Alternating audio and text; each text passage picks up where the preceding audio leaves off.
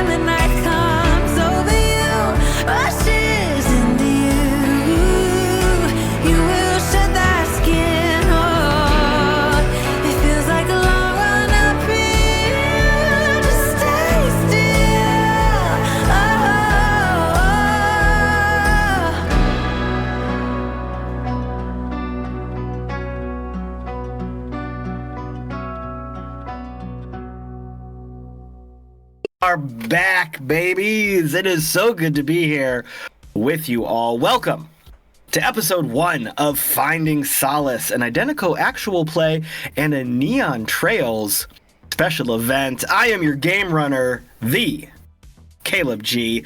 Tonight is the first of 4 special episodes that will provide some insight into the end of Neon Trails Season 1 and lead directly into Season 2. We have got a great cast of performers assembled for the game, and we're eager as hell to get started. So let's kick this thing off. First up, say hello to the main man who's running the boards, keeping us on the air, making those beautiful episode intros and our screen overlays for this show. It's Mallo. Hello, everyone. Thank you for joining us tonight. I am very excited to see your reactions to this crew and what we've got coming in store for you over the next 4 episodes. So buckle in. Trust me. Buckle in. Next up, someone you'll all remember from Chaos Inc. and that I am so glad to have back in the hot seat with us. It is Kaylee. Hello, everyone. Please remember to keep your arms and legs inside the ride at all times. Very important. Speaking of blasts from the past, throw your minds back to the game that started all this chaos. Remember how wild Angel City Stories was, and welcome back, Cass. Hello, friends. Part-time gamer, full-time silly goose. Happy to be here. And now let's say hello to a brand new member of our weird family. It's one of my most wonderful and most handsome friends. It's Leo. Well, hello to all the friends, family, enemies, and lovers out there. Covers all the bases. I love it. So inclusive. Good job. And finally, let's give a big Identico greeting to someone you've seen on a few special collabs with our friends from Thousand Faces Cosplay. It is the one, the only, Matt. Hey everyone, I'm your favorite black guy on the internet. You know what? I'm your favorite black guy on the internet in the fucking future. Because I'm doing cyberpunk stuff. I'm excited, baby. Let's go. And let's get some housekeeping out of the way. The next episode of Finding Solace is going to stream on August 20th, September 3rd, and September 24th, assuming internet gremlins do not interfere with our plans. This should take us right into the Season 2 premiere of Neon Trails on October 8th. Again, internet gremlins be appeased. As usual, we'll be live on twitch.tv/Identico at 6 p.m. Pacific, 9 p.m. Eastern. Episode archives and other content is available over at youtube.com/Identico. Please like, subscribe, and give us some comments. Talk to us about what you're doing. You know, pretend it's a MySpace update. Remember MySpace? Just go in there and be like, buying a shirt. met Jenny for lunch. Just throw it on there. We want to know what you're doing. We want that engagement. We're here for Tell us you. who your 8 are. Tell us your top 8. We should be your number 1, though. Obviously, if we're not number 1, we've got a problem. But please, we're here for you. Follow us on those socials. Look for us at Identico and at Humanoid Games. We're on whatever social media platforms you are using. Swing over to Play Identico, where you can read the basic core rules for free, find the newest module, The Dark and the Divine, pick up books, stickers, and other merch to support the show. If you are live with us right now, hi, hello, give us those channel points, because eventually these victims or performers, however you choose to refer to them, are probably going to be doing some rolling and need your help. Mallo, I think I already made a mistake tonight. Would you care to correct me and also throw out anything else that's going on? He gets the producer note slid straight into his DMs.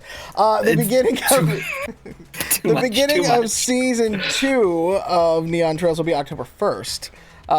So we're going to take you right up to the season finale of this miniseries, and then directly right into the season 2, because it all connects. It's synergies, to use the corporate words.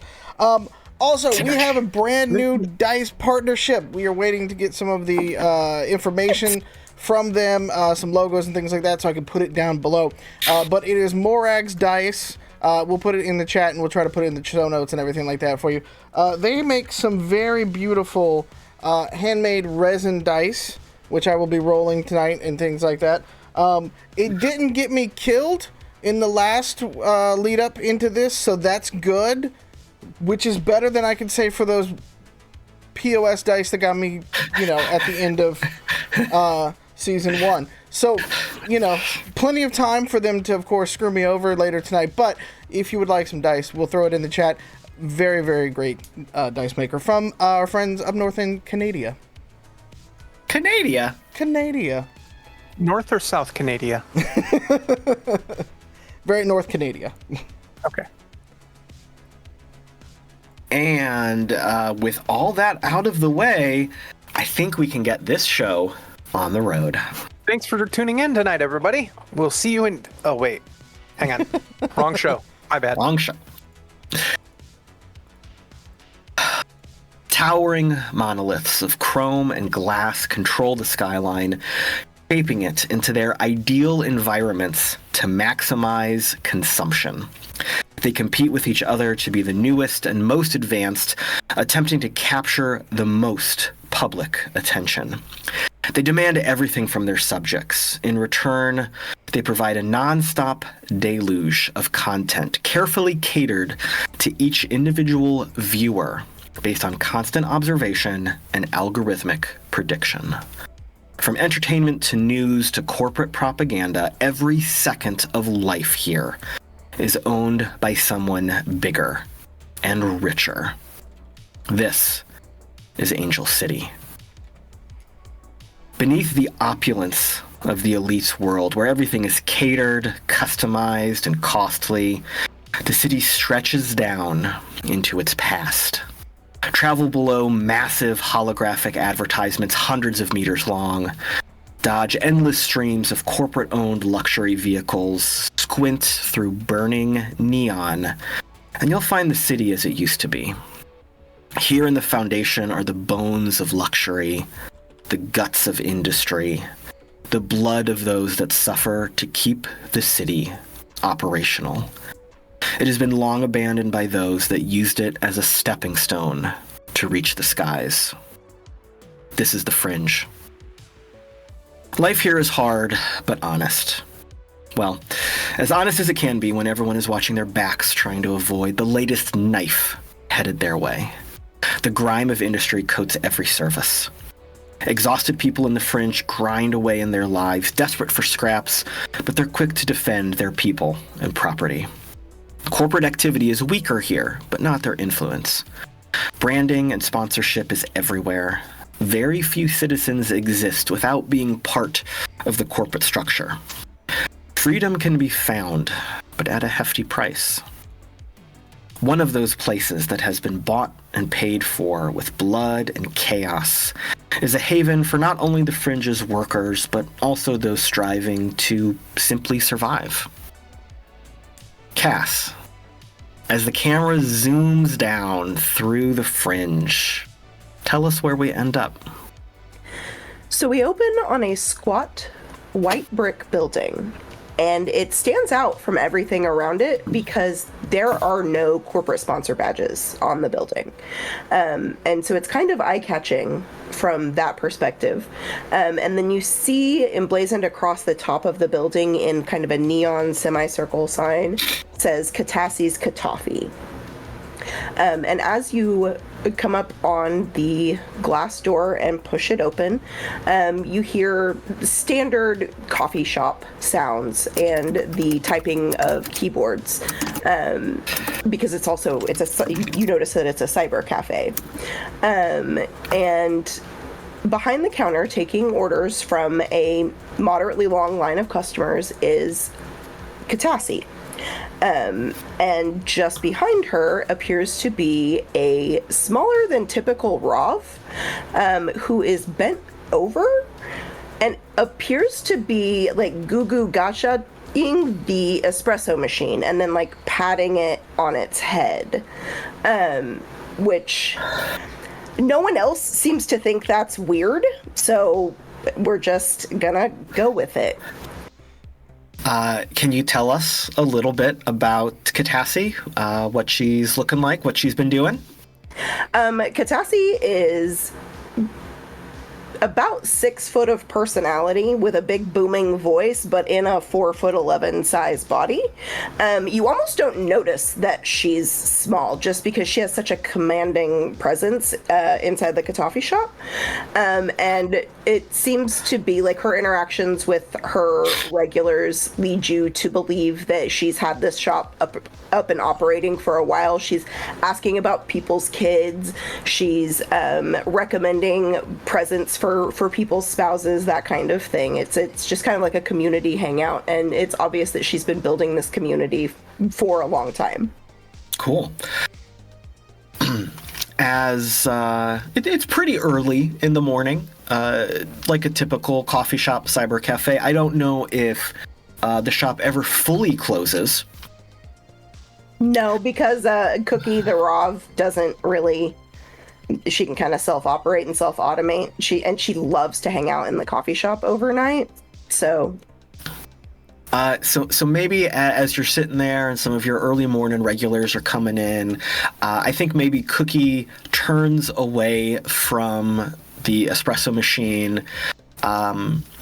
Does Cookie normally just like display messages to you? Do they communicate to you with a voice box? What does Cookie? How does Cookie express themselves? A faceplate with emojis and also a series of like beeping noises, and you can tell by the pitch of the beep whether she's upset or happy. Okay. So I think in this moment, Cookie turns to you and gets your attention and is beeping in kind of a neutral way, but then gets a little bit sadder at the end and has a display showing like a little animated coffee cup bouncing along the screen, stopping, and then breaking in half, and then a sad crying face. And Cookie is referencing the espresso machine right now. Is the espresso machine broken, Cookie? They nod. Okay, well, let's see if we can fix that. Can you take over with the customers and I will go check out the espresso machine? Gives you 2 big thumbs up, and they move over. I think your regulars are very familiar with Cookie as an entity.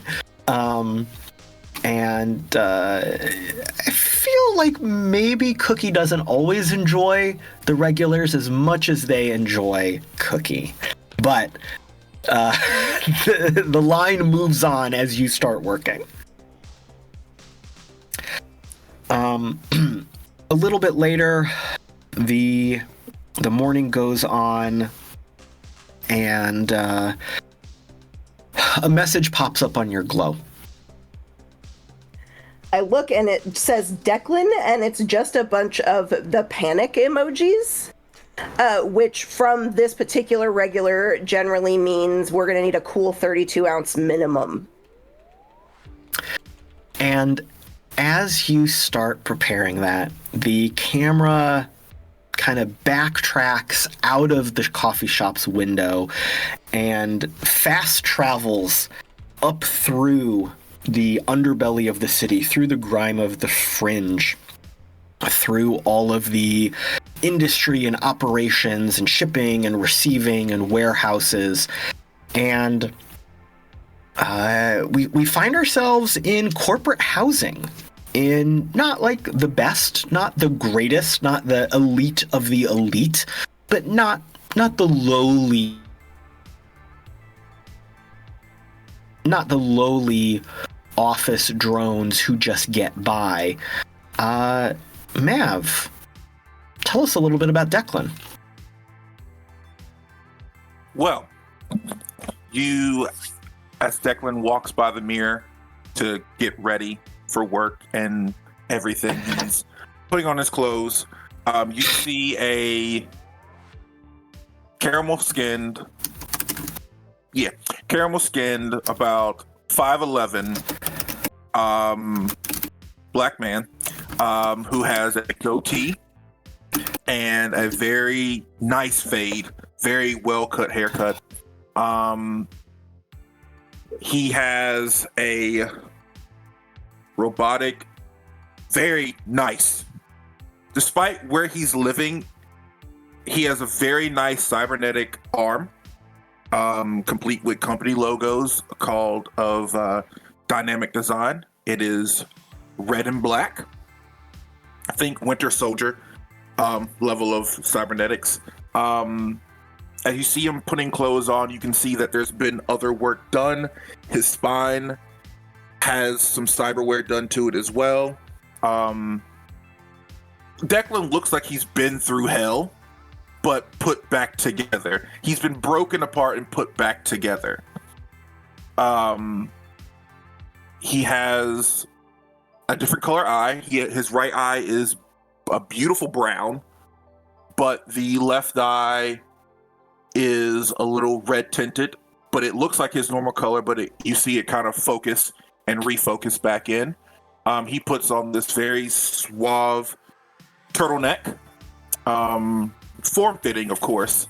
He puts on a black suit, and the suit is red and black with hexagon patterns at the back of the jacket with a Dynamic Design logo on the lapel. He takes his sidearm and puts it promptly on his hip. And this man, this monocle of a man, is just a fine specimen of what you would think when you see a company man. Bought and paid for, owned by the corp. But, the corp's taking care of you, taking care of your family, giving you opportunities to do what you need to do.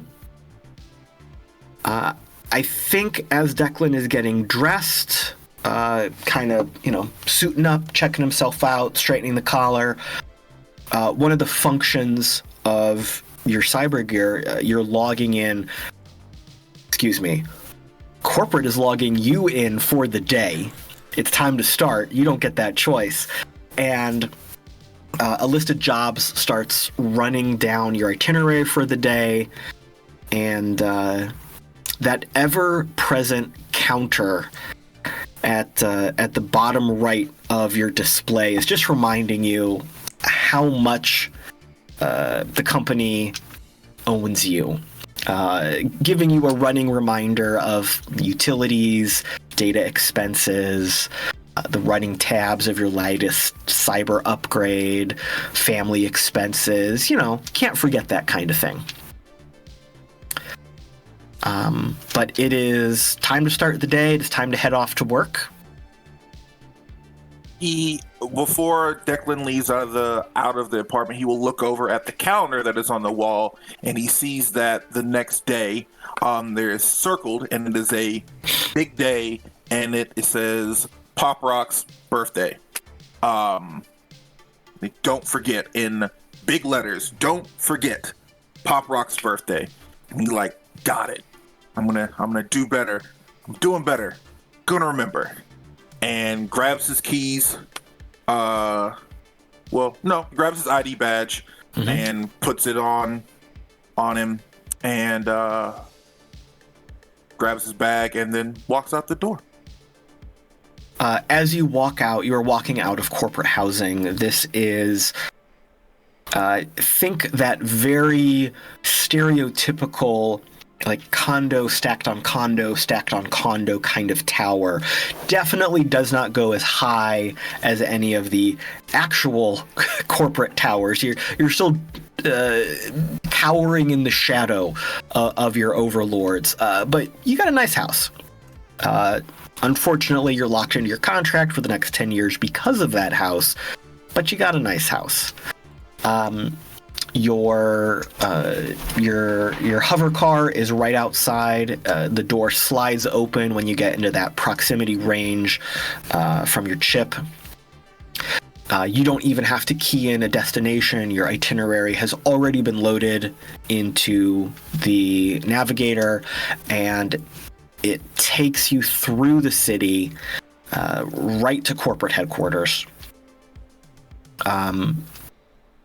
Because you have so many meetings and agenda items today, the car has decided to tint your windows and display some agenda items on screen while you are going to remind you of what's going on and what your responsibilities are. There's a little video over in what would be the passenger window, kind of playing corporate culture and corporate structure, reminding you what's important, why it's great to work here, what your priorities are as an employee, as a representation of the brand. Over on the driver's side passenger window, you've got kind of a picture-in-picture. Several video screens are displaying simultaneously. One of them is like the quarterly business review from the CEO. Another one is a monthly report from the CFO. Another one is the weekly stand-up from your supervisor. All of this information is just kind of being displayed while you are going. And what would be the windshield in front of you is reminding you, as soon as you get to the office, where you have to be, what room you have to be in, who you have to talk to, what your key points are, just so that you are adequately prepared for your day.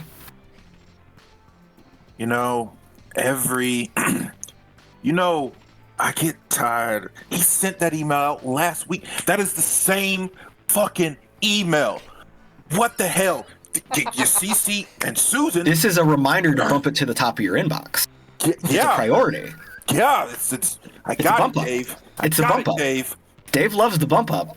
Dave's like cheating on his wife. Oh, but it's okay. It's all right. It's that stupid one that starts with that's just hey, just bring it to the top of your inbox again. That you get, yeah. And it's just a forward of a forward of a forward. Yeah. Yeah, it might as well just be a giant middle finger in your inbox.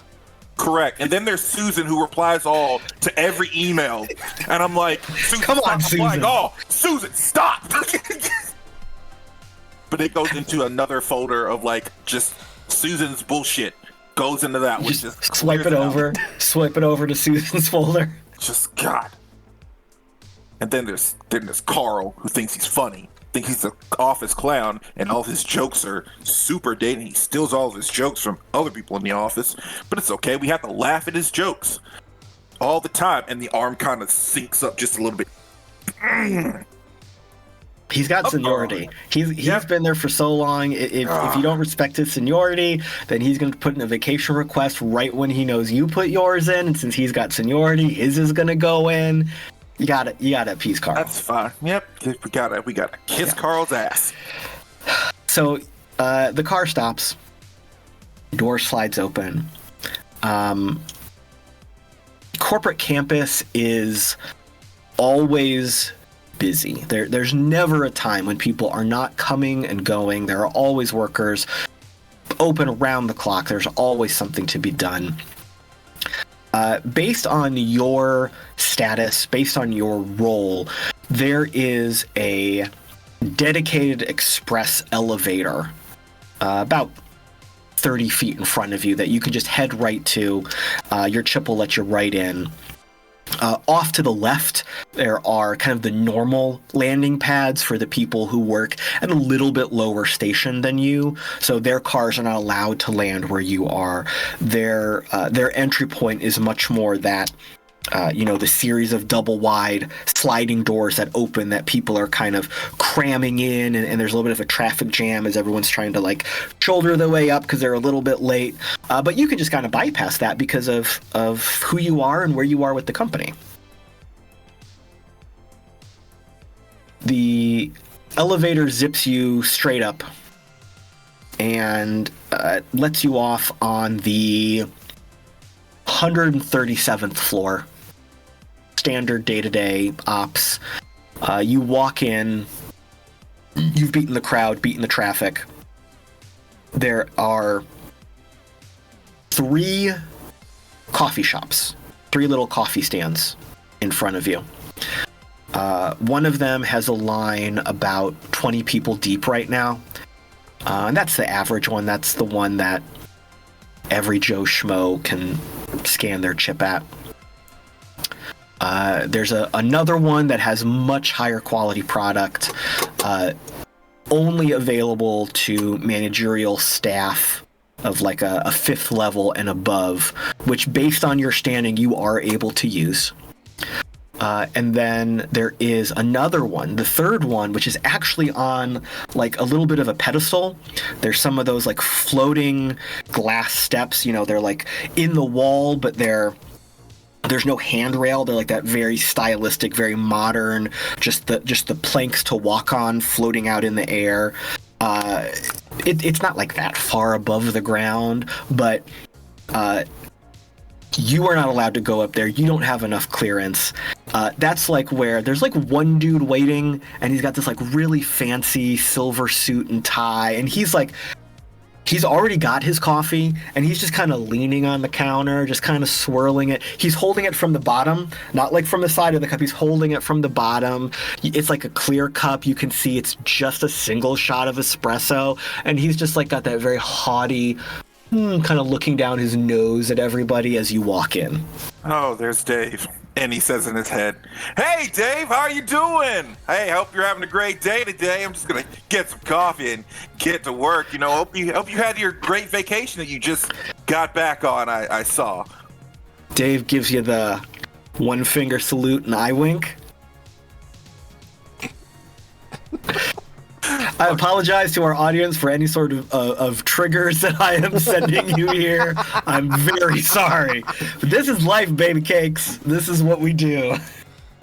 So yeah, Dave gives you the wink and the nod. You get your coffee. Again, as you head down the hallway, think like the airport corridor with the moving walkway platforms. And this is like a wide hallway, so there's like 3 or 4 moving both directions because there's so many people coming and going. And again, a couple of them are entry level, the worker grunts. Everybody crams onto them. Everybody has access to them. You, based on your level, can scan yourself into the next one over. It's not that it's faster, there's just fewer people on it. So you're able to walk a little bit, pick up some of that momentum and speed, and head over to your office and get started for the day. So as you get settled, what kind of stuff do you do? How do you start your day? I start, Declan starts his day by greeting everyone. Hey, Carly, how are you doing? Carly is like my work wife. Her name's Carly Cross. She's about a 5'4", pixie cut, real sweet girl. Like, she's always there making sure all my appointments are there, everything's right where it needs to be, of like pretty much ducking calls for me and all that stuff, or if the bosses are looking for me, I can fuck off and go somewhere.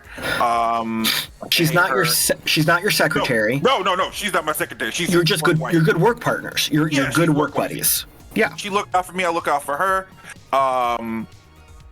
She does bring me food sometimes because sometimes Declan forgets to eat because he works so much. That's fine. We get in and we see in Declan's office a bunch of different trophies for like martial arts competitions, dance competitions, pictures of when Declan was younger, another calendar with Pop Rock's birthday circled for it tomorrow. Do not forget. Sticky notes on the computer. We got a try system going on here. Do not forget. You do see a picture of Declan with another woman by the name of Rebecca and his daughter Roxy when she's about 3 years old. You do see pictures of Roxy. Rebecca is racially ambiguous with big curly hair. Very beautiful woman. And his daughter has the poofy Afro puff pigtails, missing teeth of just him and her, like missing a tooth, but a bike has been destroyed, and Rebecca's like, what the fuck? Looking at him like, what happened? And then as the pictures go, you start to kind of not see Declan in them. More that they were taken for Declan to have. Rebecca and him aren't in a lot of pictures together as it goes on. You do see on his desk a file that has divorce papers in it that have been signed. And they are going through a divorce due to his work-life balance of his job. Working for the company and being a company man has its tolls. And when Declan looks at the papers that he's already signed, he kind of looks at his hand, the robotic arm that he has, and is like, just fuck. Like, this cost me everything. Now, notating the reason why Declan looks like this and why they are getting divorced is because he flashes back to the incident that happened in his brain. You guys see it is a raid on his house. A job that he did for the company went south. He did it right, but the people that he went after didn't like that. And so they retaliated by going to Declan's house and trying to kill him and his family. Rebecca did not like that. He kept her safe and Roxy safe, but it cost him most of his body. And as you are revisiting that moment of trauma, your glow rings. It's keyed into your desk. The holo display pops up. It's Rebecca. Hey, Becca, what's going on?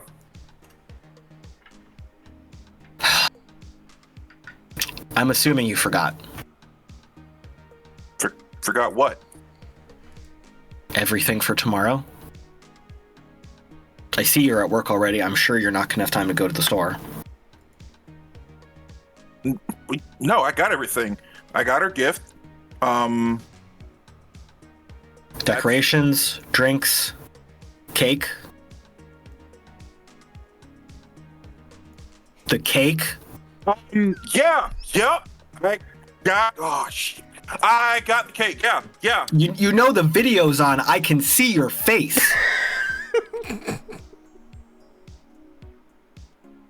Hi. Yep. Yep. Don't you turn that off on me, you asshole. Hey. Listen, look, I'm here. I got the cake. She wanted that cake with the rabbit, right? Like, Yes. Yes. And what's his name? Otto, right? The Moonfire, Autogen Moonfire character. Yes. Strawberry cake. Strawberry cake. Vanilla frosting. Vanilla frosting. Purple star sprinkles. Yup. Got it. Yep. It'll be here tomorrow. It'll be there tomorrow. I'll have it. I'll have it. All right. I have got to get her to dance class. I've got to get the house cleaned. I'm not asking much of you. Please. This means everything to her. Please. Becca, I will get it done. And I know this is her sixth birthday. I know that's a big ordeal and a big thing.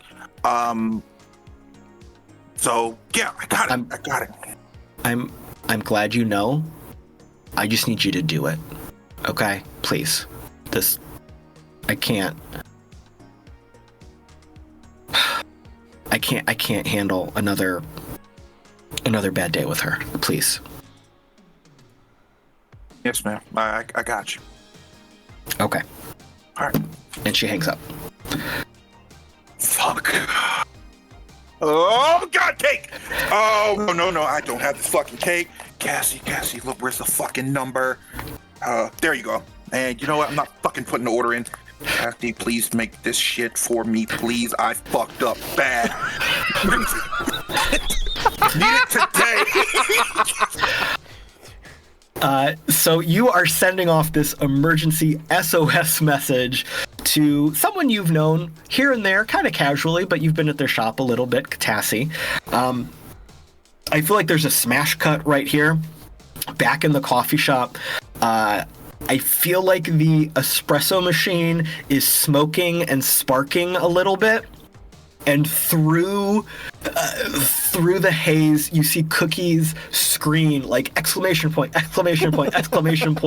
and then starts playing Declan's glow message, like just on rapid fire repeat to you to make sure you see it.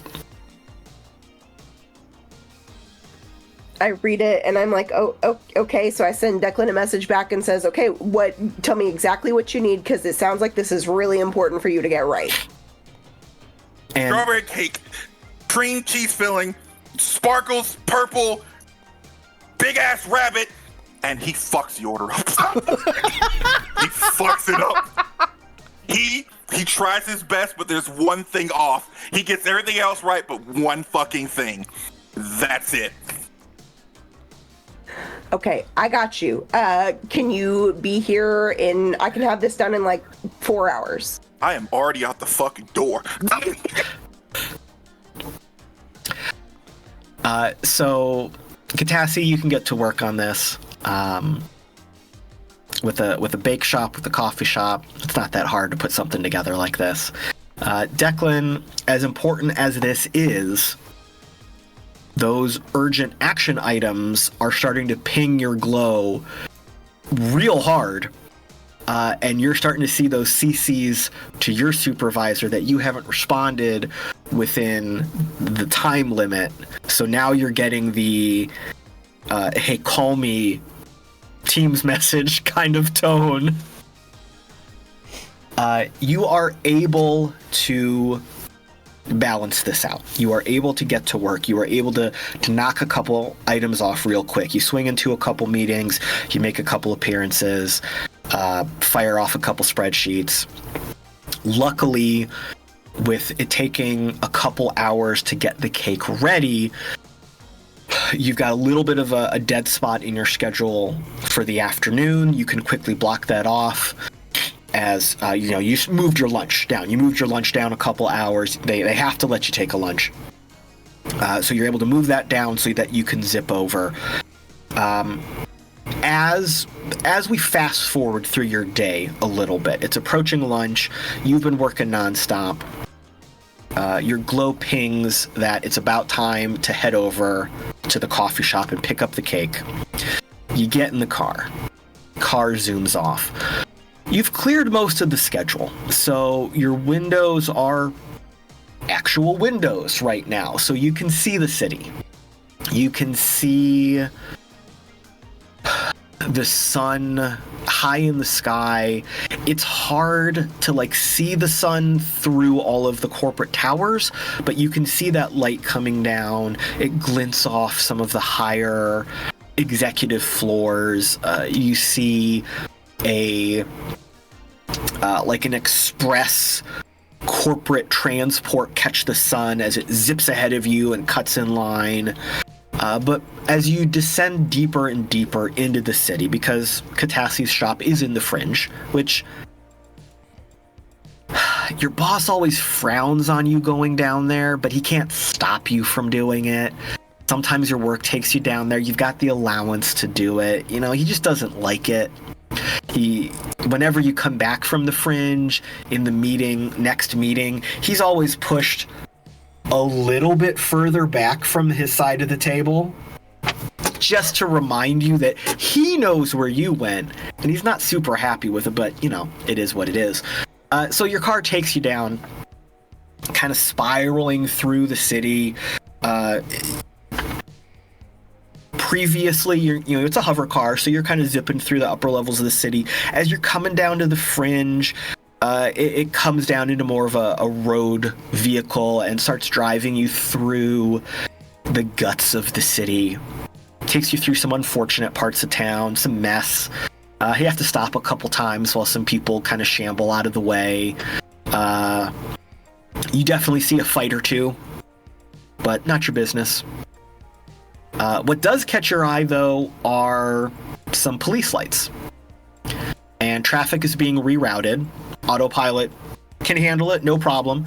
Routes you around. But before it routes you on the detour, out of the corner of your eye, you catch police tape. You see some chalk outlines.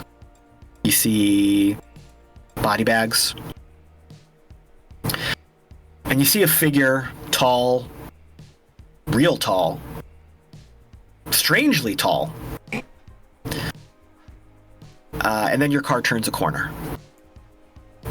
The camera stays here at this intersection, though, where several bodies have already been picked up and taken to the morgue. Kaylee, what you doing? I think the camera cuts in on the scene, trying to kind of keep the bodies to the lower level of the camera. But yeah, you see a very tall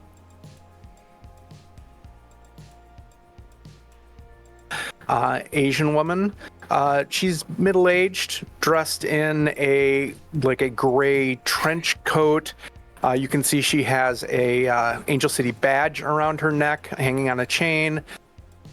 Thigh holster with an old-looking revolver in it, and she's looking down at an empty cup in her hand, and then looks at the bodies and just kind of shrugs her shoulders, and turns to the patrol cop that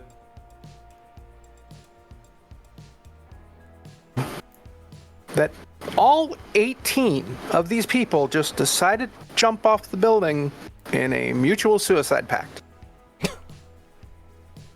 All at once. I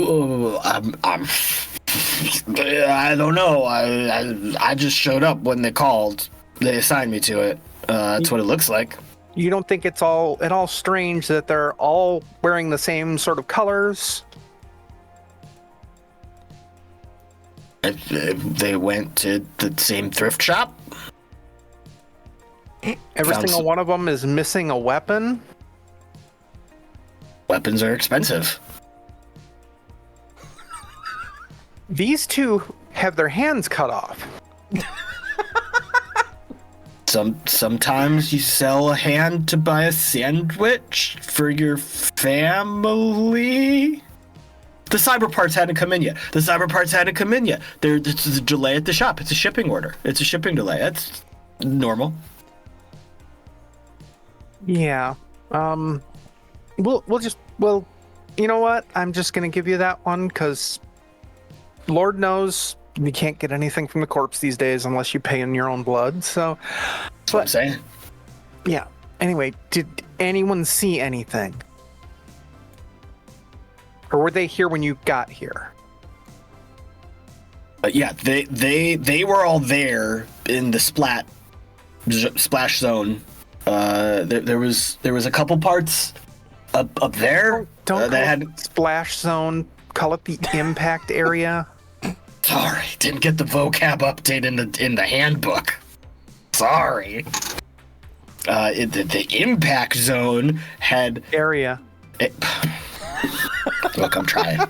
It's been 14 hours. I'm trying. 14 hours. Look, Rook. Come back to me when you...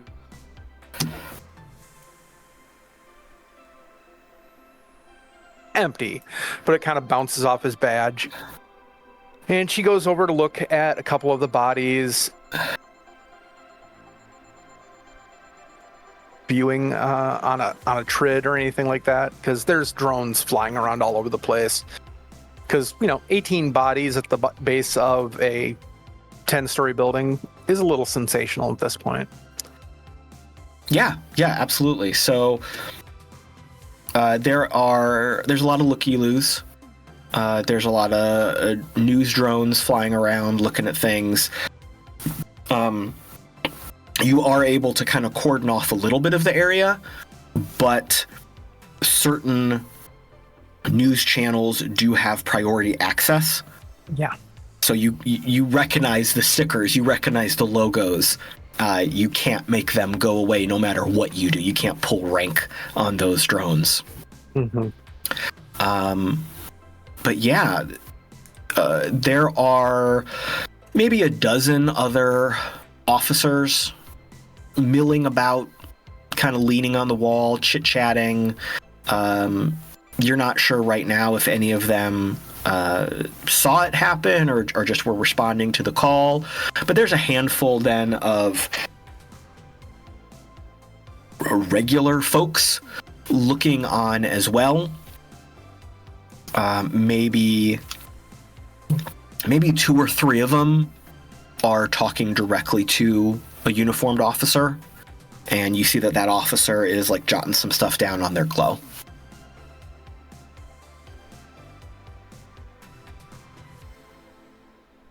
Can you repeat that, Caleb?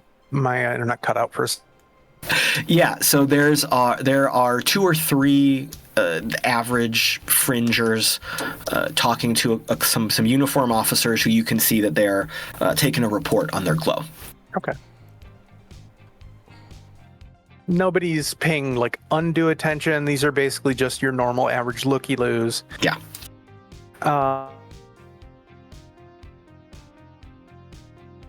The crowd listening in to a couple of the people giving their depositions and such like that.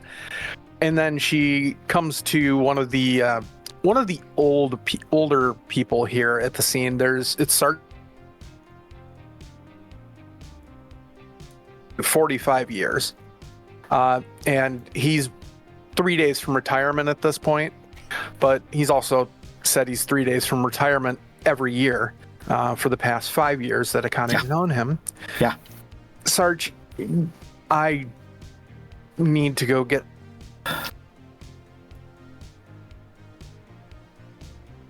It's definitely fishy. Obviously, it's gang related. It's not a suicide pact.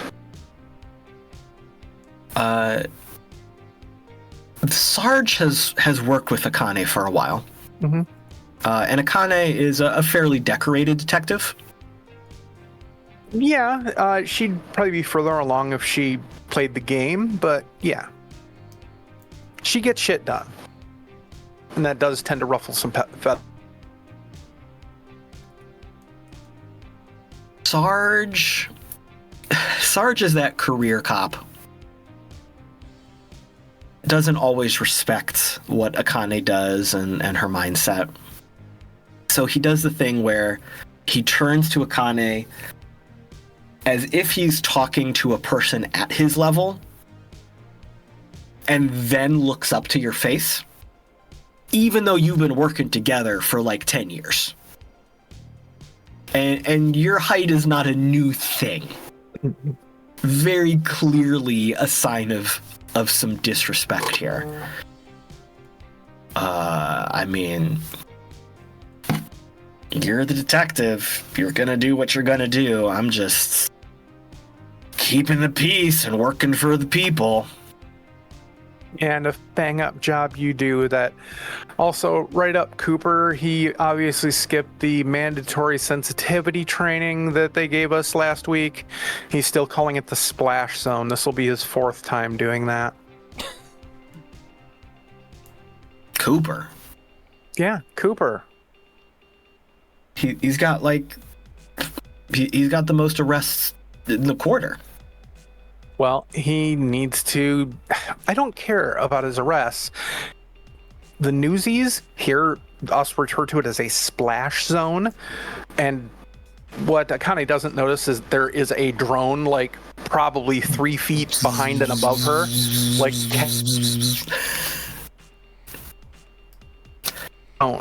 It is an impact area for victims of gravity-based... This was all in the mandatory training that they did last month. And he obviously didn't pay any attention. Yeah, because he was out closing cases and finalizing arrests. But okay. Gotta take the classes. Gotta do the work. I'll go talk to him. All right. Anything else I can do to serve you?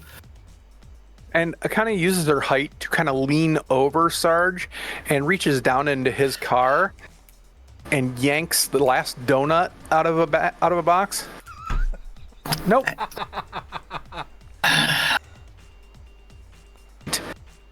And she walks off down the street, still nibbling on the donut. So as she walks off, it's a normal crime scene. I mean, it's a weird case. It's a weird event, but you've seen a lot of stuff in the city. Your trained eye is scanning the crowd, checking things out. You see someone moving on the edge of the crowd. And what catches your eye is that they are not moving like a normal person moving around a crowd of people. They're kind of moving haphazardly. Your trained eye catches this as, is this an informant? Is this a pickpocket? Is something is off here? Just you read that body language. Okay. And it takes a split second, and then it clicks in. You know that person. You recognize them. Okay. One of your informants. All right.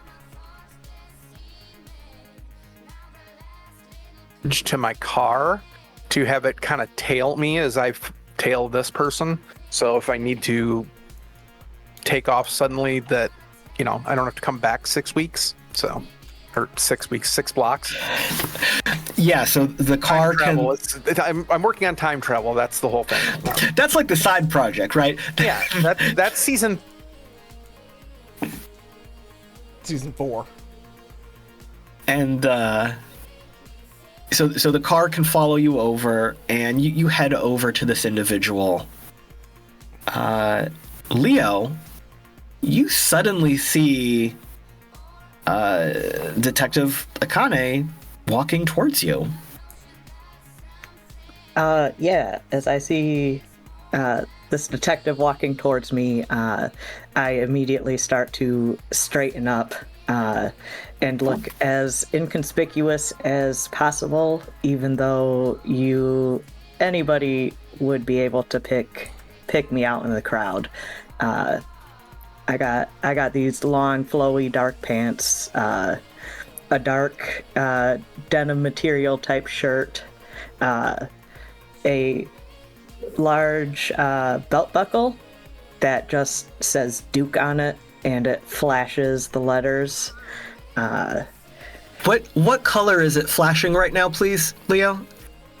I feel like right now it's probably set on like rainbow mode, Cool. and so it just goes across like red to purple. Cool. But yeah, he also has a like a dark cowboy hat and cowboy boots.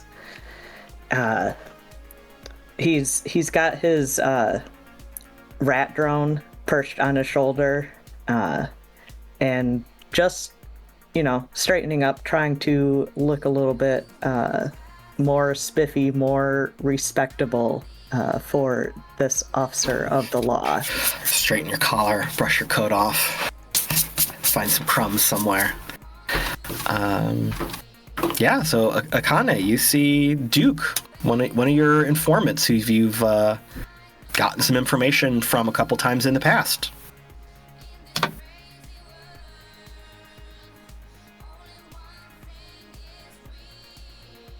Kind of approaching and just being a little nonchalant about it.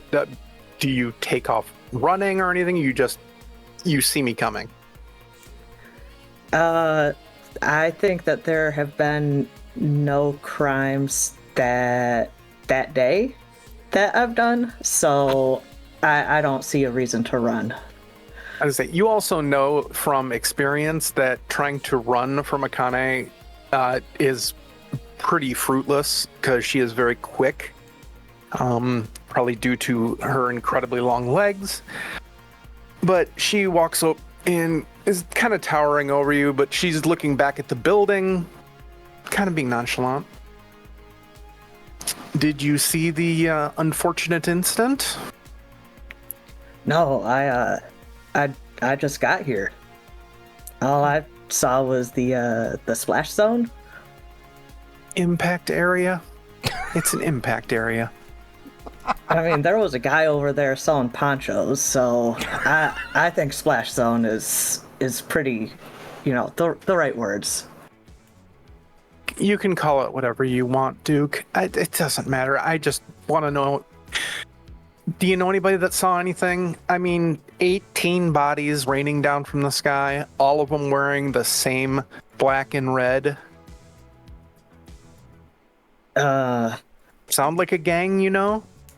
Sounds like a song I know. It's Raining Men.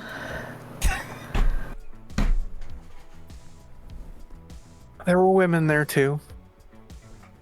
Well, hallelujah.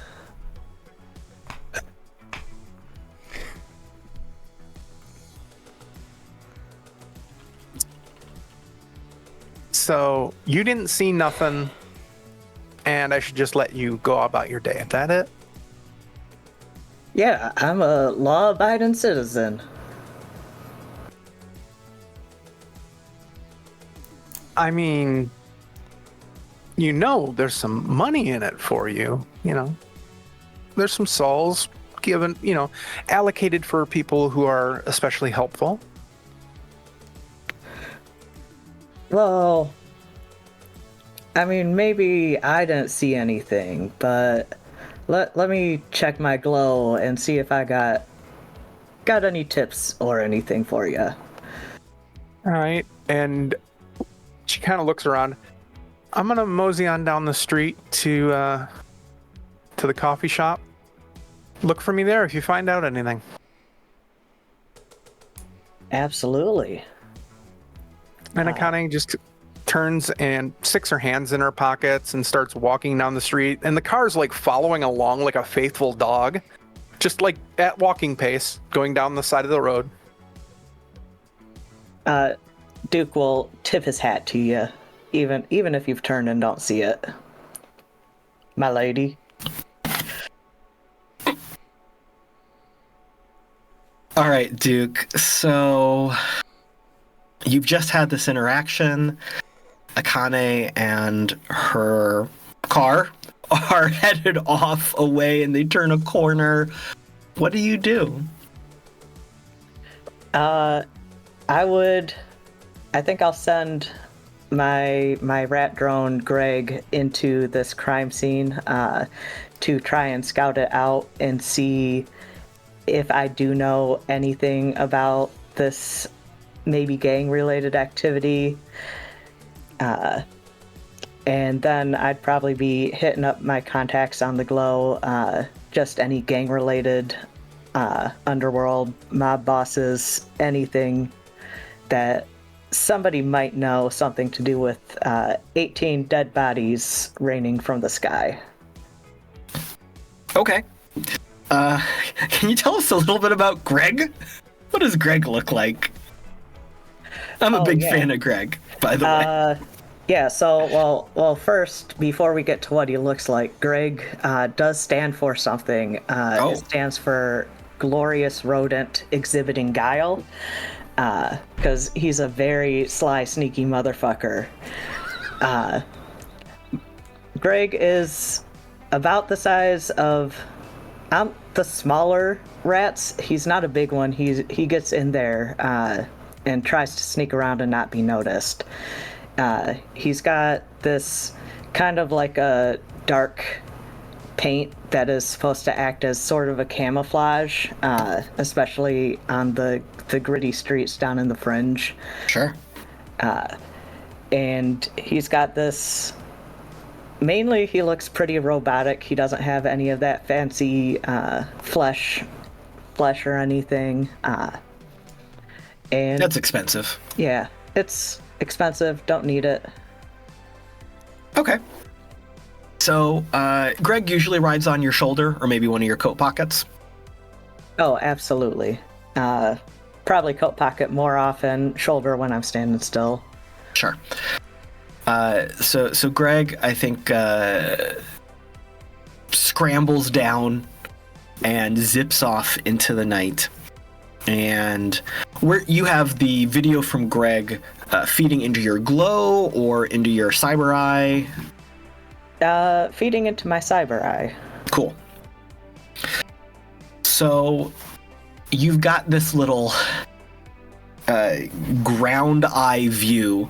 Think every movie in the late 90s, early 2000s where there was a camera on a cockroach going into someone's like frat room grossness. It's that scene. And Greg is like zipping forward and dodging around some people, finds a little spot to sit, zips over to another little vantage point, eventually like scrambles up some exposed brick to a little windowsill where he can get a rat's eye view of the scene and is looking down through your cyber eye and control on your Glow. You're able to zoom in on the remains. You see some faces. It's really too hard to tell what they are. Unfortunately, you don't recognize anybody. The matching outfits seems a little familiar to you, but you're not really super sure.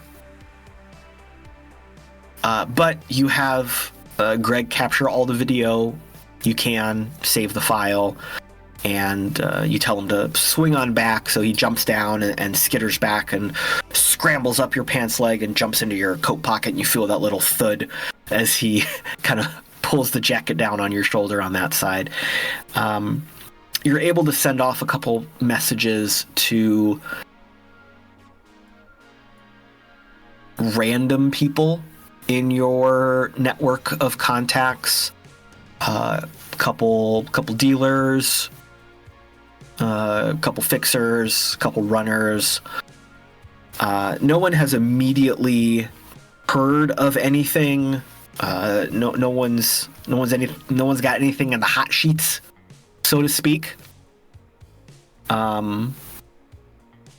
So it's kind of a dry well right now, but you know how things work in the Fringe. You know that it's not really quick at times to get information. Sometimes People have to wake up. Sometimes people have to get sober. Sometimes people have to remember if it's their glow vibrating or the bad joint in their cyber leg acting up, or if it's, just something in their head that's making them feel funny.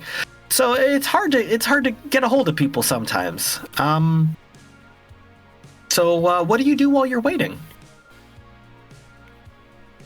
I'm kind of hesitant because I was about to be on my way to the coffee shop, but I don't have any information. So I think I'll start heading there, but I'm going to try and slink in and just go on notice, go right on up to order, and hopefully slip out before anyone says anything. Cool.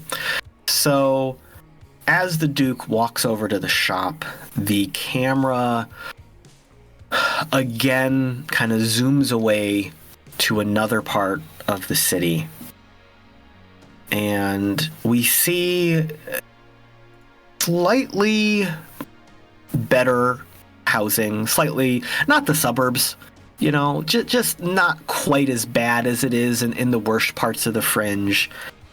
And we see kind of some townhouses, those 3 or 4 or 5 houses in one big unit, and some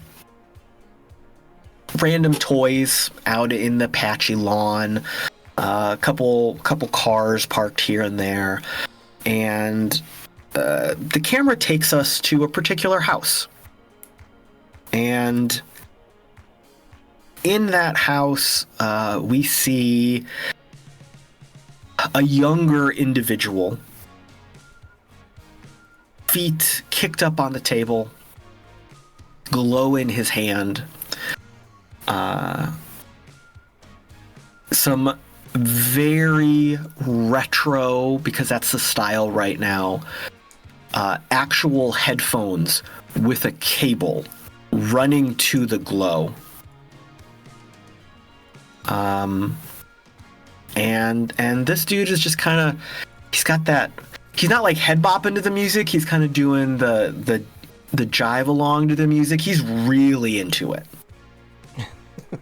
Not paying attention to the world. Hands are clasped behind his head. Chair is tipped back a little bit. Feet are up on the table. He's got some nice kicks. He's got some pretty trendy, but maybe last year's style he's wearing, and he's just zoning out. But someone walks in. Mallo. Elijah, eat. You must get to school. I won't tell you again, damn it.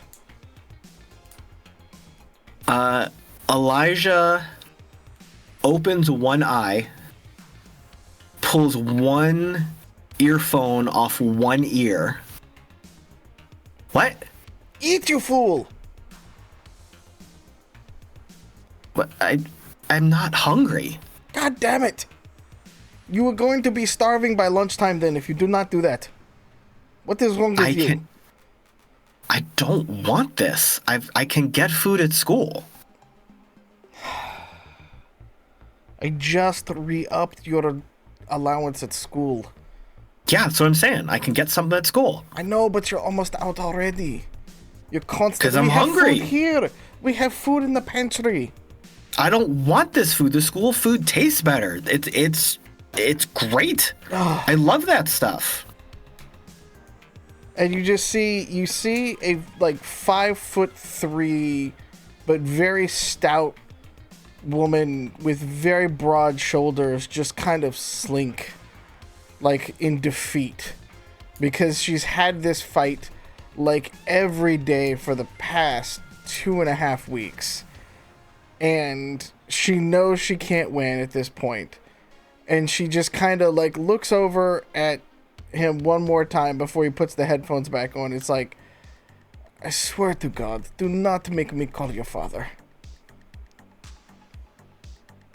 And at this point, he pushes the headphones all the way off, down around his neck. Oh, yeah,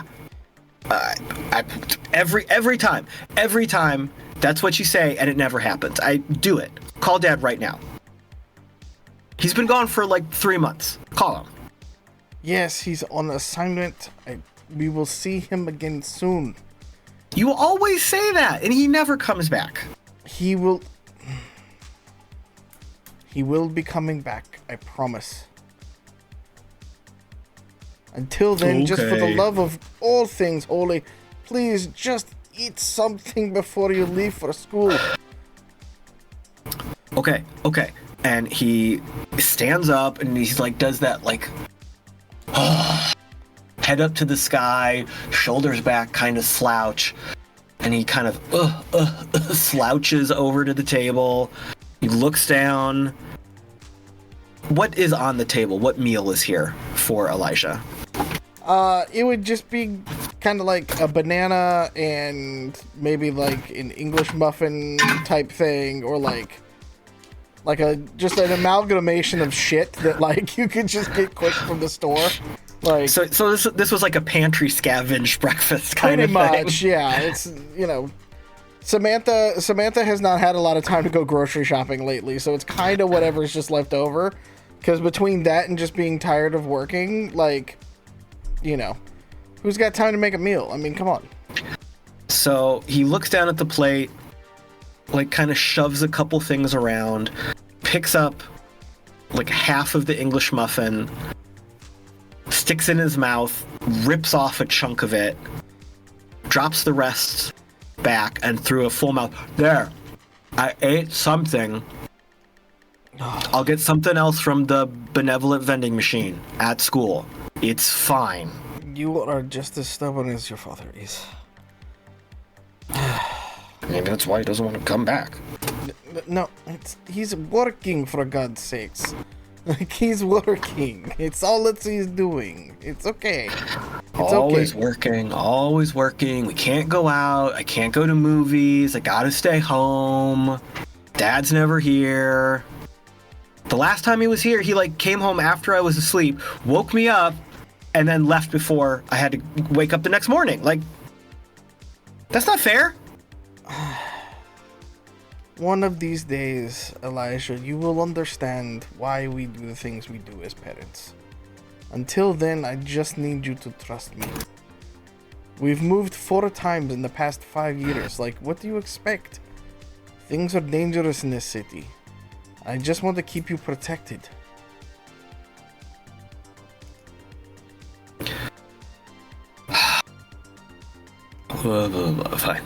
Fine. I'll go to school.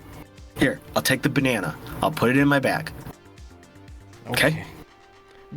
Please don't try to use it as a gun again in your pocket. I really don't have time to go to the principal's office again. That was funny one time. Funny, haha, yes. Just don't do it again, please. I mean, we'll see what happens. Oh, yeah. It's the best I can do. Okay, let's get you off on the bus. If we're supposed to be so low profile, maybe you should talk like everyone else. I try. Have you heard your father's southern accent? It was terrible when he tried to do it. Yeah, I know. He was watching all those stupid old movies and tried to copy him. I don't know what he was thinking. I know. He tried to sound like Hades. It was the stupidest thing ever. Now that's a cool dude. Oh, no. He's very nice. Yes, he's a very good dude. He's a good guy. Very tall. Maybe I'll just go over there instead of going to school. No, you are not spending all day at Hades again. The last time you did that, you came home with some very cool knives. But still, that was not, you've got to go to school. Fine. Okay. And she starts to kind of like try to put his backpack on him and stuff like that, and like rush him out to the city bus. No, that's not the style. No, you wear it in the front now. Oh God! One arm, only one arm. Look, God, you got to get out and do stuff, Mom. I'm leaving. Goodbye. Goodbye. Jesus Christ, though. And Elijah trots off to the end of the street, and there's a couple other kids hanging out, and he waves and hangs out, and you see them like kind of shoving each other and pushing each other around and joshing around and shenaniganizing. And then after a few minutes, a school bus pulls up and they climb on. Okay. She can stop standing through the window at this point, making sure he got on the bus. Yeah.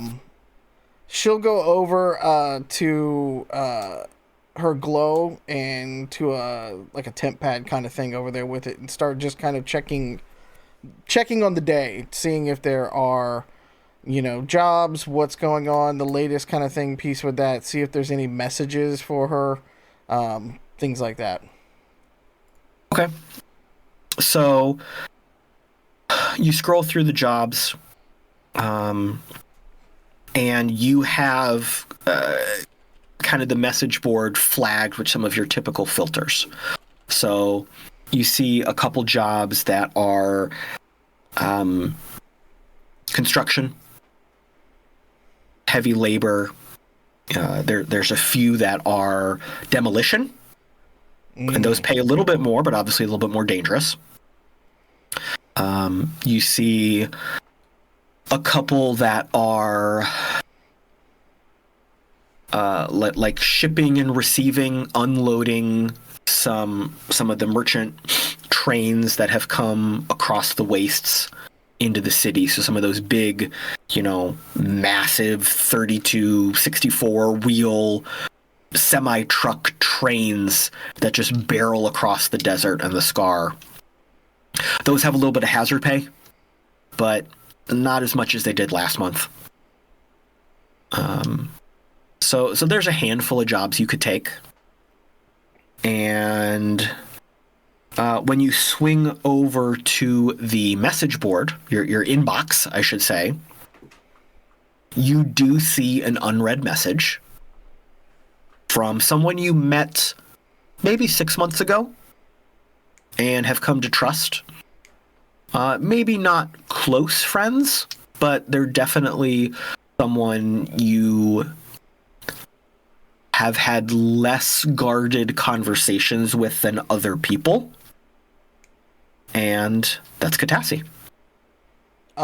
She immediately clicks on that, with overemphasis on the thumb going to it as fast as possible. Clicking as hard as you can. Yes. As if that will make it open faster. So the message pops up, and Catassie tends to ramble a little bit at the beginning of her messages, kind of, giving you that random rundown for the day.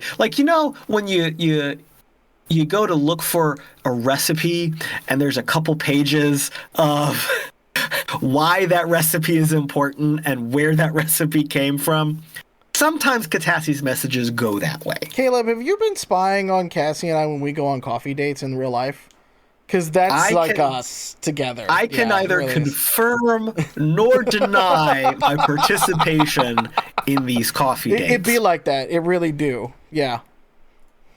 So you're used to this type of message, and you kind of scroll quickly through it. Like a couple keywords catch your eye, and you go back a little bit, and you're like, oh wow, I didn't know that happened. And then you keep scrolling down, and you get to the body of the message, and you had forwarded a message to Catassie that had some pretty heavy encryption on it.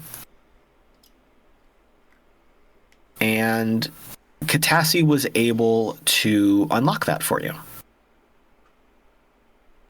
And inside are a series of coordinates. And there's a map. And it seems to be a point way out in the wastes. Kind of middle of nowhere. Sort of pointed towards the Scar and Texas, but not quite all the way there.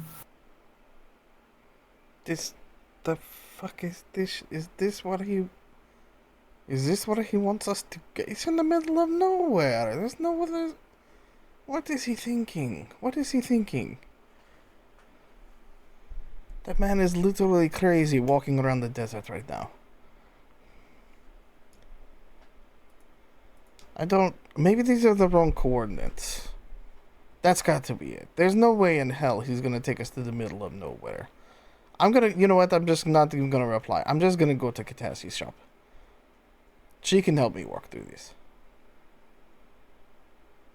Besides, I need coffee. All right. So you can grab a couple things, pack up, head out.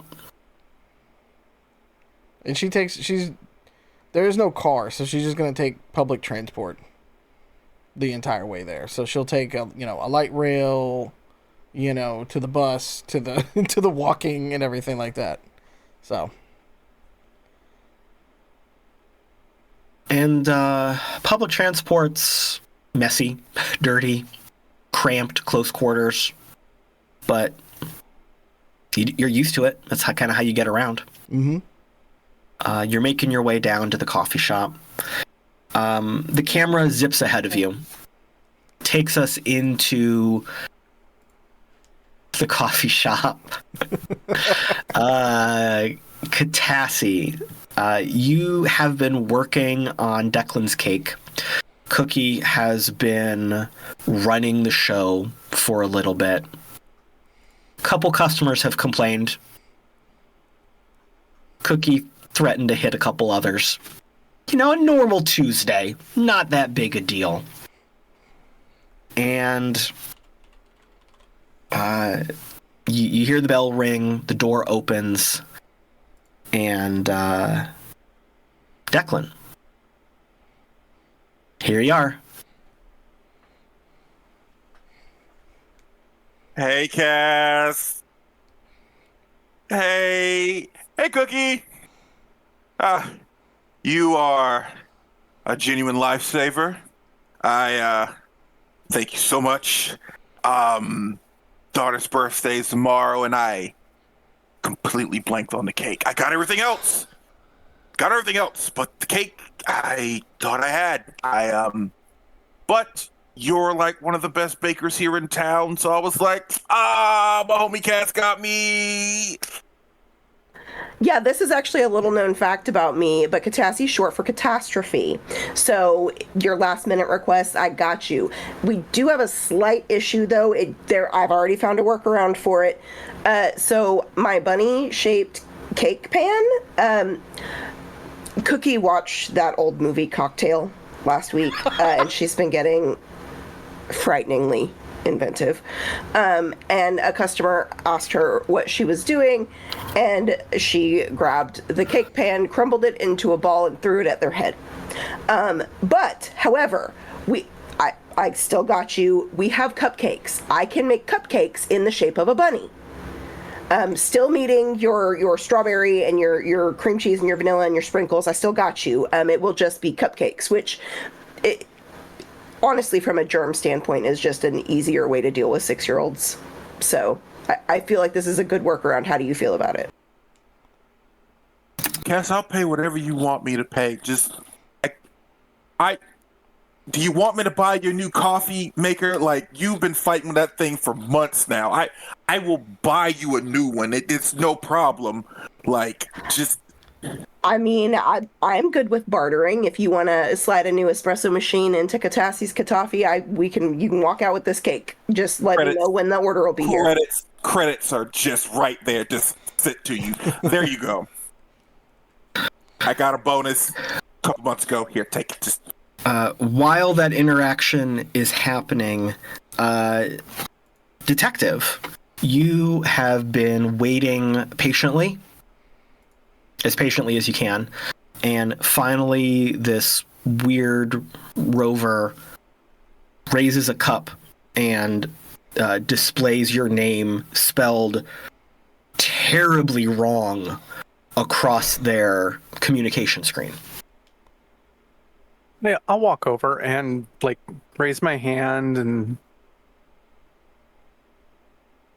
the rover hands it to you, gives you a big thumbs up. I will return the rover's thumbs up and kind of step off to the side with this exchange that's going on. I'm going to take my coffee over to a booth near the window and, take the lid off of it, just kind of inhale the aroma. It's boiling hot, so got to let it cool off a little bit, but just kind of Catassie's busy with somebody who apparently doesn't, plan well for their kids, so just let things happen, and hey, nobody's falling off a building here. What was your coffee order, by the way? It is a 24-ounce black coffee with a shot of espresso. Cool. Good old red eye. So you're hanging out, and you said you're sitting by the window. Oh, yeah. So you are kind of watching the fringe go by. See my car pull up outside. Is your car just sitting there waiting for you? Is it doing laps around the block? No, I think it's parked across the street. Parked across the street. Okay, cool. So Catassie and this individual who doesn't have great scheduling skills are just sitting around talking, kind of shooting the shit. He seems really upset, like really stressed out. Catassie's cool though, and you've been coming to this shop for a while, so you can tell she's like being really friendly and trying to help him even out and settle down kind of thing. And your coffee hasn't quite cooled off yet. And the door opens. You can't help but see the Duke walk in. But you can see that he's trying to not make it obvious that he's walking into the coffee shop. But you really can't understand how he's thinking that in his outfit with the belt that says The Duke and the rat on his shoulder. The bell? It's always puzzled you. Yeah. It also doesn't help that Catassie yells out, "Duke!" when he enters to just call all of the attention. And then you immediately switch back to the conversation with Declan. Mid-sentence, you just stop and then switch right back. Yeah, Duke just kind of looks down, puts his hand over to the side of his face oh my God. Oh God. Well, at least she got my name right. Your coffee will come back spelled DOOK. Oh no. I'll go up to the counter to order from Cookie, and as I'm ordering, check my glow to see a message. Yeah.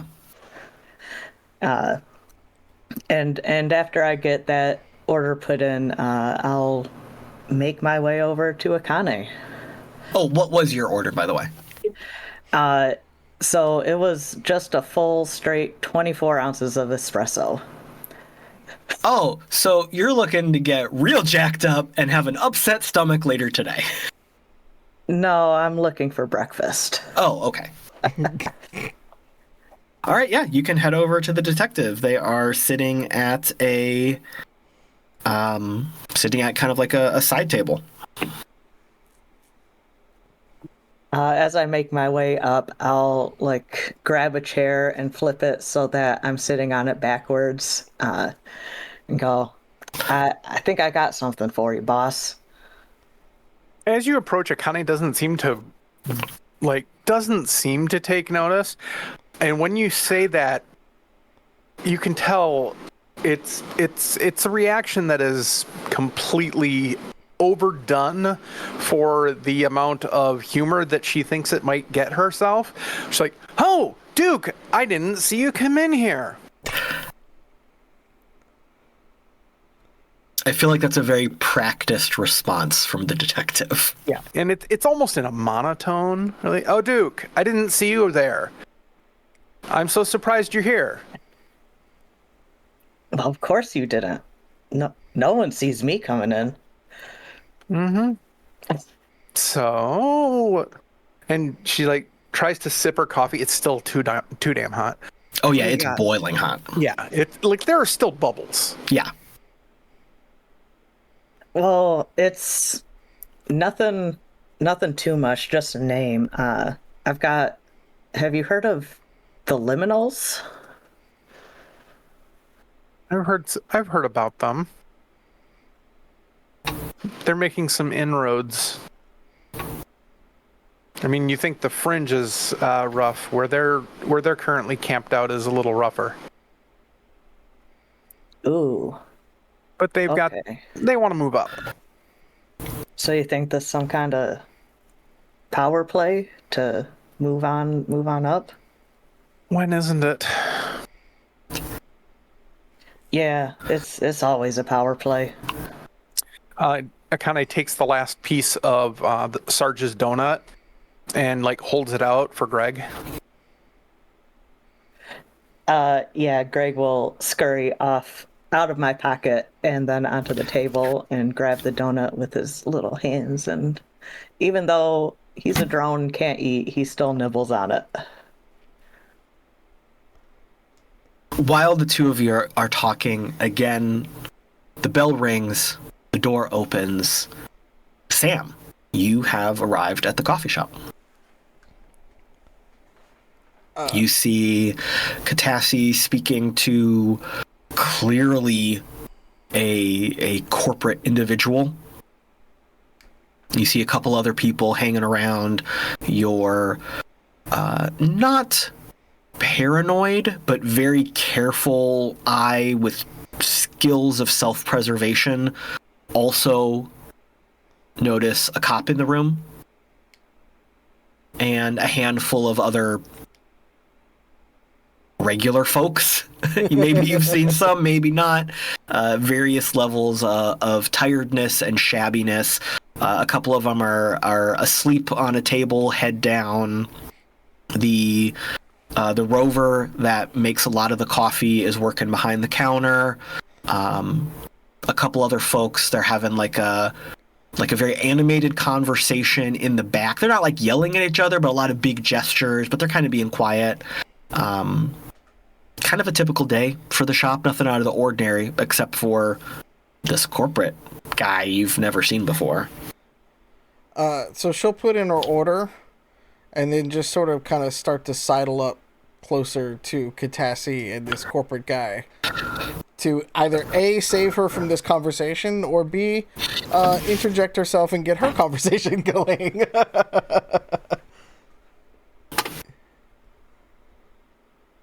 Yeah, so Catassie, as you are sitting there talking to Declan, you're focused on him right now, but you always see people when they walk in the door, especially when they walk kind of into your personal space. It's Sam. Oh, hi, Sam. Good morning, love.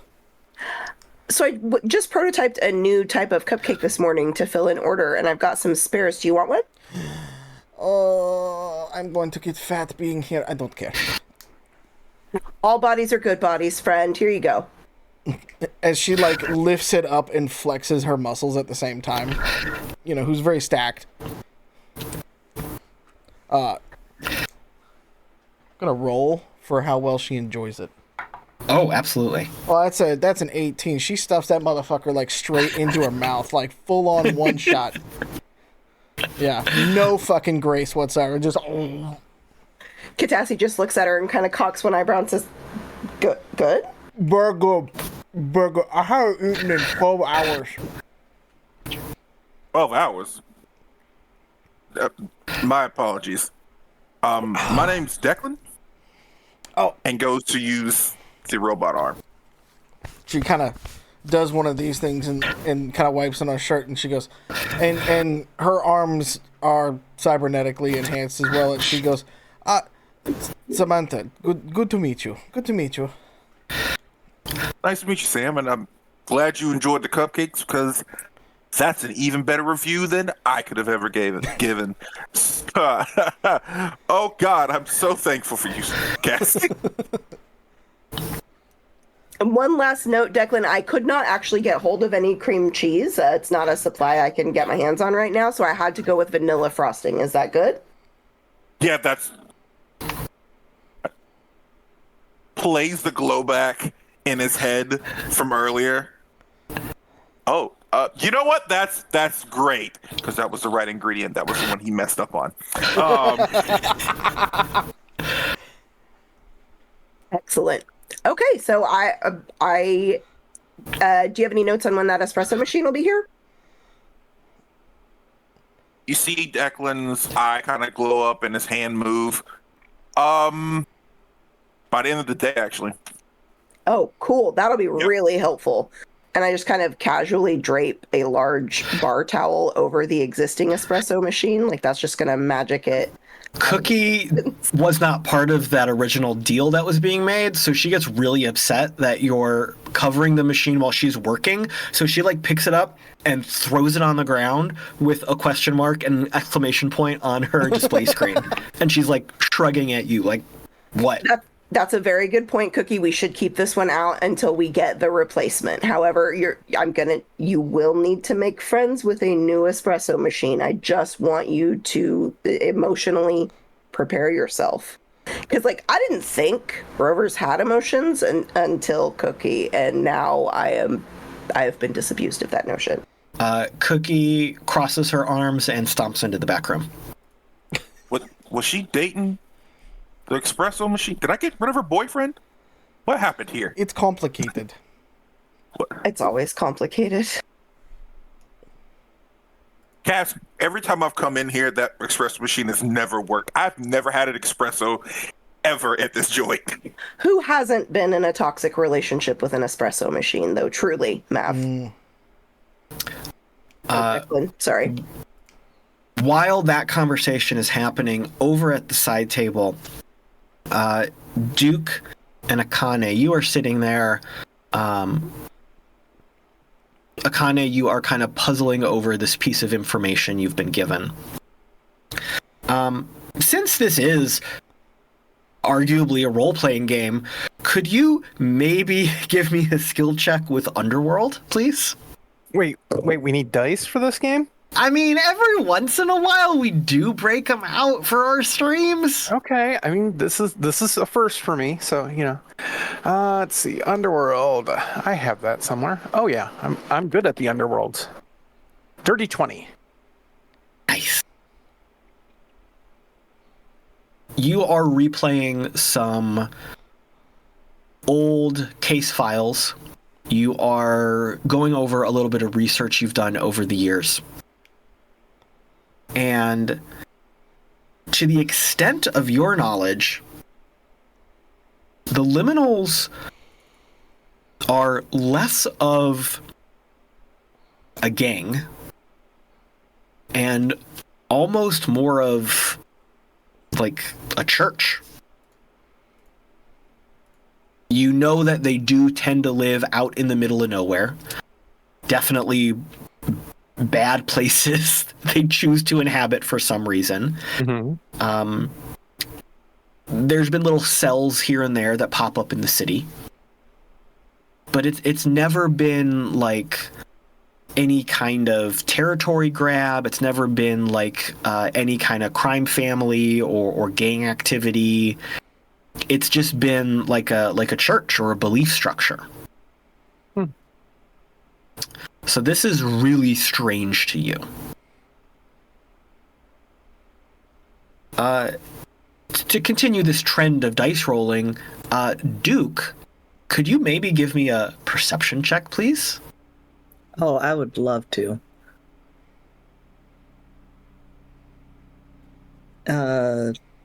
28. Okay.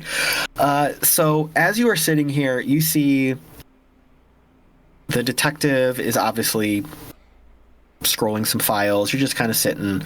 You did pick up your coffee at one point here. You're not really sure what the protocol is. She had said payment, but then she gave your robot a donut, so you're not sure if that was the payment, and you're wanting to ask about the money, but you got to be cool as you ask about the money. So you're like trying to find the right point in this silence between the two of you, because she's not paying attention to you at all at this point, about when you can bring this up. And then you notice out of the corner of your eye, there's normally crowds of people on the street. The Fringe is busy. There's always people walking. There's always people huddled up on the steps of a building. There's always someone camped on a corner trying to sell something. Or you know people who do criminal things. You see people doing criminal things and pickpocketing, or maybe moving borrowed goods. You know, you see this kind of stuff. You've got a weathered eye for that kind of thing. The street's empty. It is like shockingly empty. And since you're sitting by the window here, you can kind of casually look out. Like a couple blocks are empty.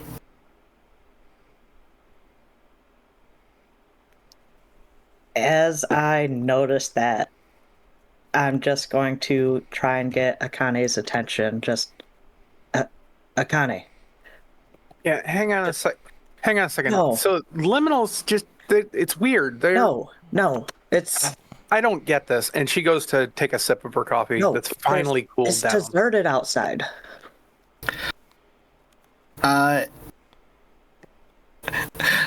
Akane, could you please give me a defense roll? No. I mean, sure. Yeah, 100%. I mean, you're going to do it either way. You can say whatever you want, but I know you're going to do it. That's based off agility, if I remember correctly. Yes. It's been a while. That is a 13. All right. As you pick up the coffee, there is a smash of glass, and the cup explodes in your hand. And a split second later, you hear the gunshot ring out.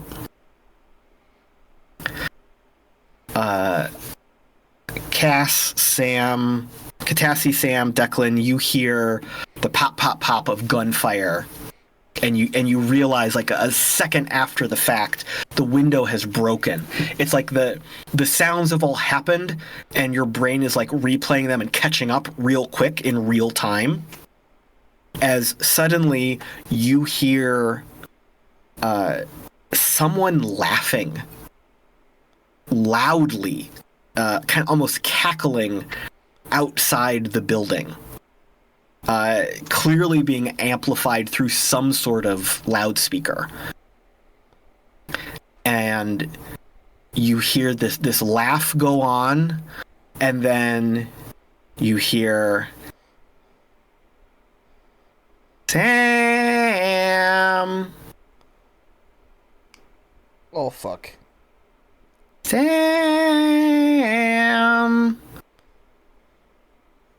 What you doing? She's gonna jump on the broken espresso machine.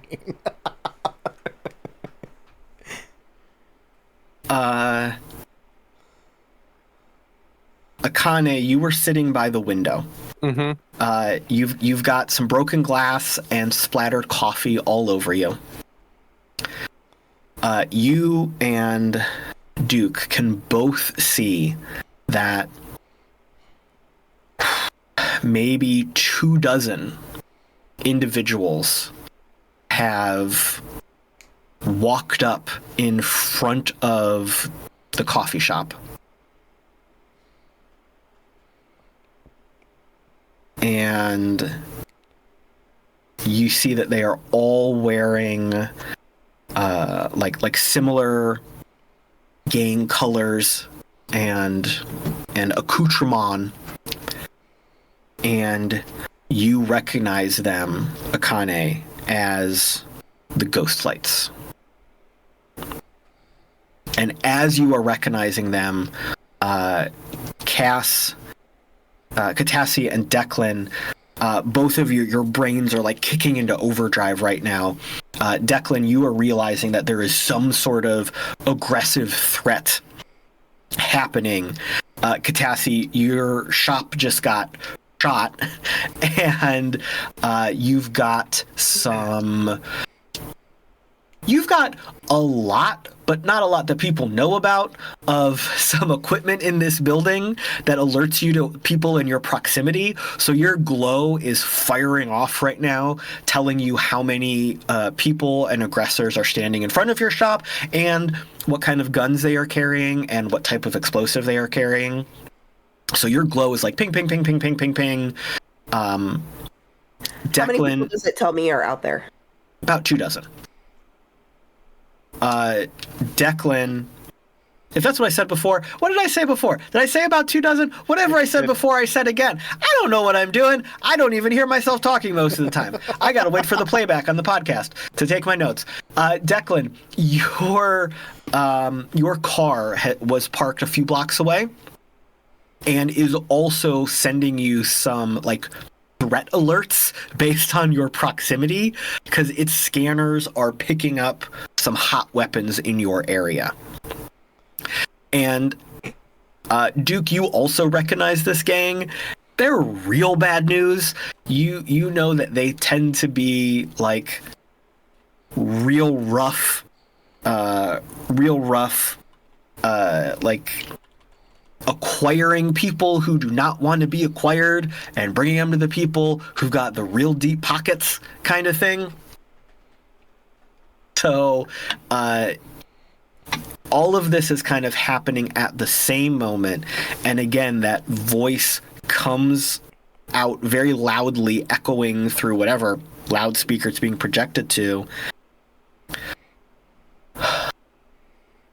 It's time to come home, Sam. We can do this the easy way.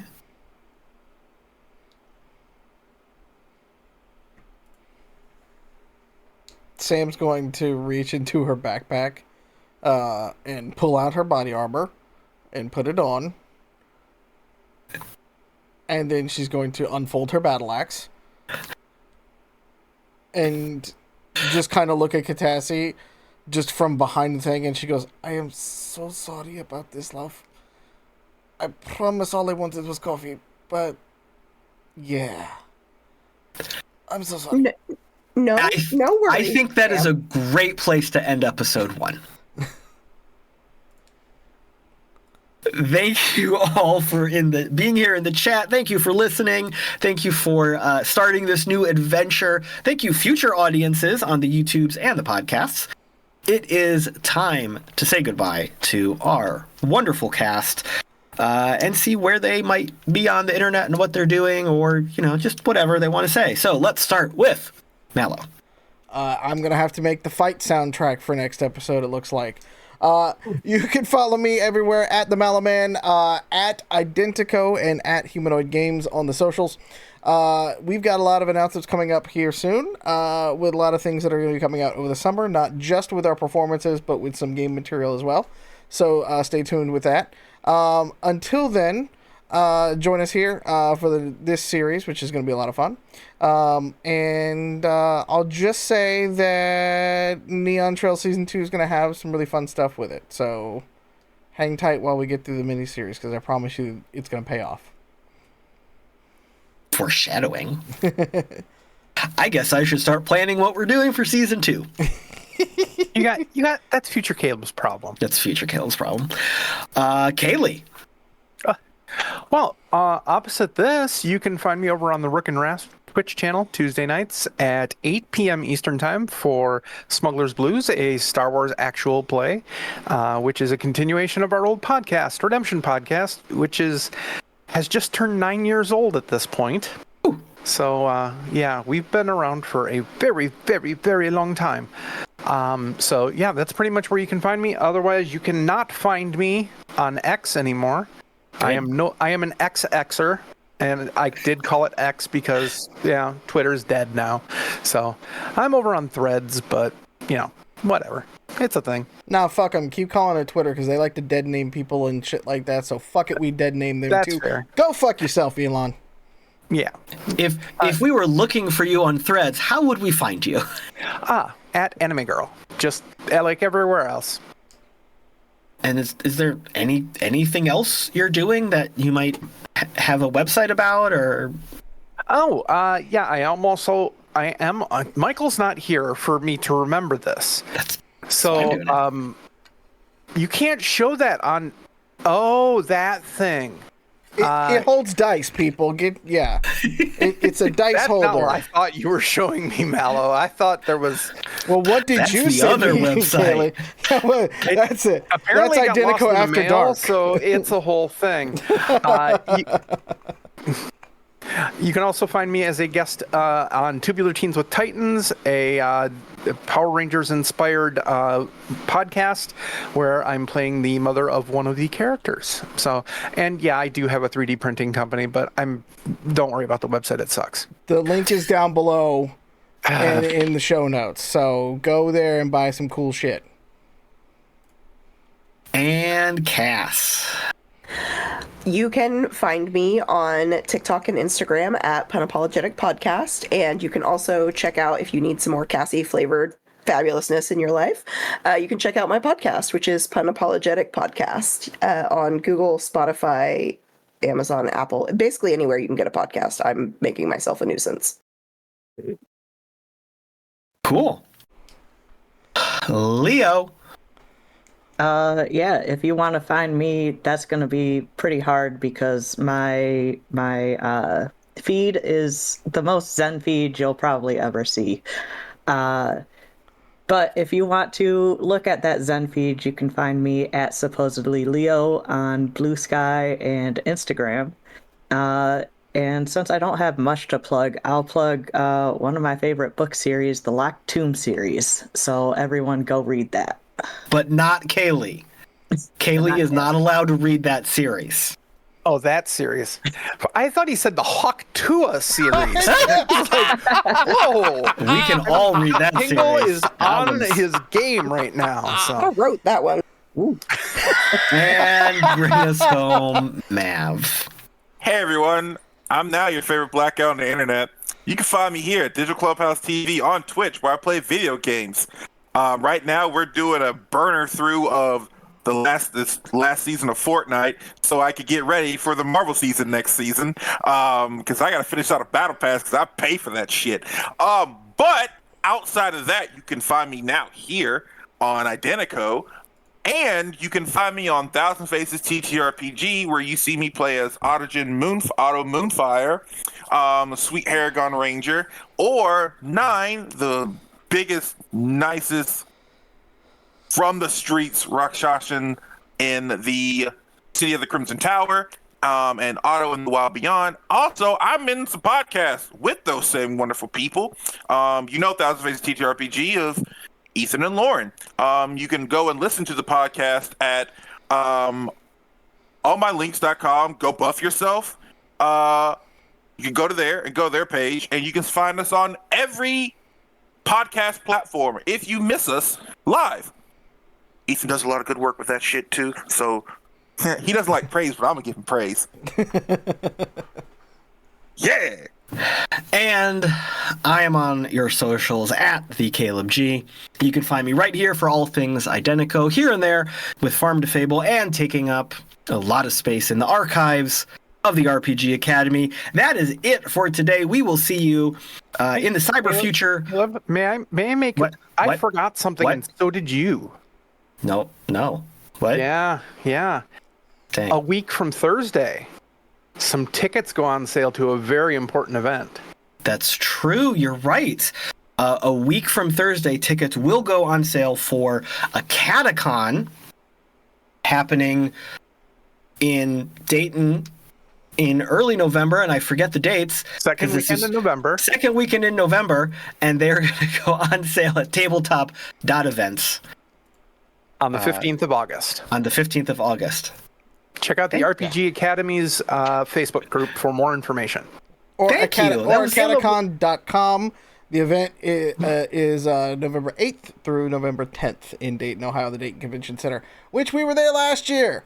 So you should go see, because you can also see many members of Identico and things like that playing there, including, I believe, Michael will be back this year and stuff like that. So just go there. It's a good, fun time. Trust me.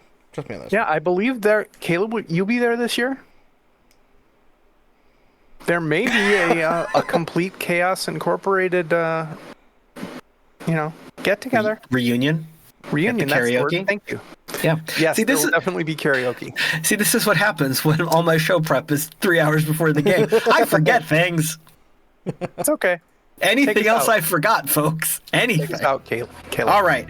We will see you in the cyber future for another cyber game. Thank you so much. We love you. Take care of yourself. Do something nice for yourself. Take your meds, drink your water, have some snacks, touch some grass, go outside if it's not too stormy.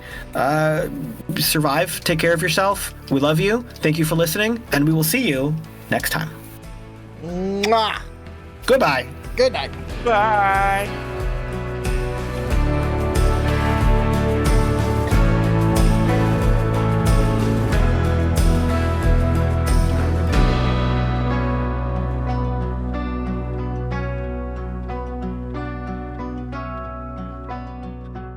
Finding Solace, a Neon Trails miniseries, is Cassie playing Catassie, Kaylee playing Akane, Leo playing the Duke, Mav playing Declan, me, Mallo, playing Samantha Gray, and the Caleb G is our game runner.